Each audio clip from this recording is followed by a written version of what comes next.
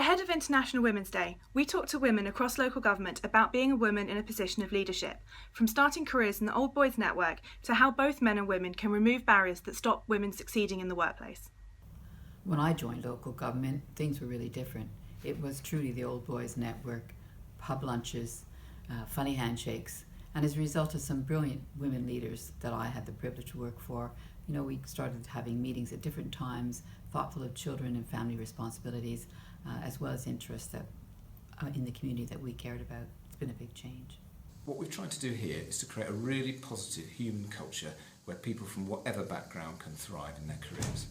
And I'm delighted that that's led to a situation where at our two most senior levels of the council, we now have a majority of women in both areas. I think often we have to accept the reality that our culture is very much looks at managers being men, which means that our sort of default position is to think like that. So we need to challenge some of that thinking. And I think it's about saying to you, no, you don't. Actually, we need different types of leaders. We need different types of experience. We've only got, less than 30%, so less than a third of our councillors are female.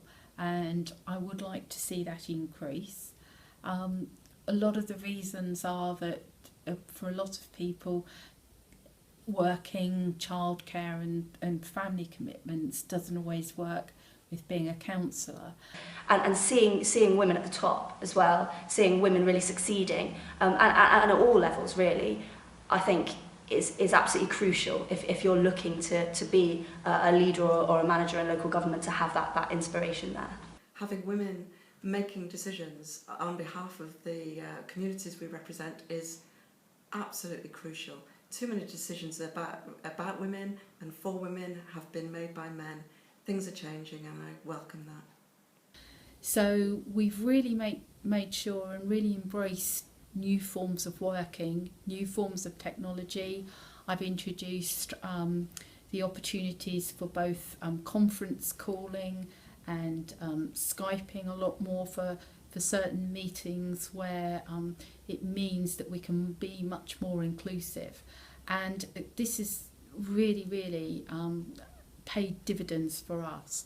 I would say being a leader is a responsibility, and can be quite scary sometimes. And I think what we're perhaps better at as women is perhaps recognising that reality and being open to accept that it's not always easy and there aren't simple answers, and we need to understand complexity.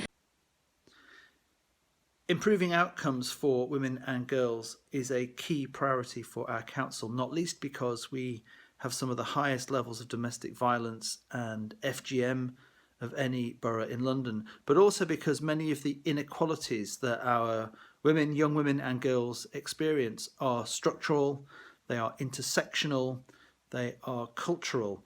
And we know that if we are improving outcomes for them, then we know we are improving outcomes for everyone. I think local government is the best career in the world, and the messages I've got for women on International Women's Day are these. The first one is absolutely take advantage of every opportunity that presents itself to you, and 9 times out of 10 you will absolutely fly.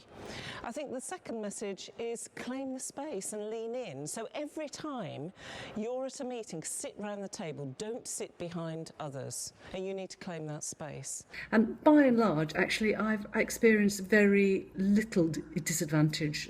If anything, perhaps on balance, it's been an advantage being a woman. I mean, there were some issues in kind of the mid-1990s. I was interested in early years, and there was a bit of sort of smile playing on some of my fellow councillors' lips. Oh, Jane would be interested in that. But actually, if you're serious about inequality, if you're serious about maximising life chances for children, then that's where you have to look. We really reach out to councillors, that we make sure that councillors who are working, those with childcare commitments, are able to contribute to the council and ultimately to their local community. And then you need to challenge discrimination and prejudice wherever you see it, and be really vocal about that. And you will have the support of others where you call that out. Only work for people who are going to help you sparkle rather than hold your light under a bushel.